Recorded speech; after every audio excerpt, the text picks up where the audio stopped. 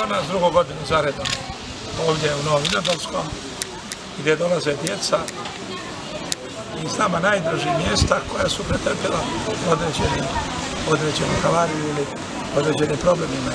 Vi se sjećate prije 2,5 godine šta se dogodilo u Zipatskoj Posavini, u Gunji, kod našeg Hrvoja Lucića, a koliko ovdje djece i kako su redutirani, kako su došli reći od načelnog općine Gunje, prijatelj Hrvoja Lucića.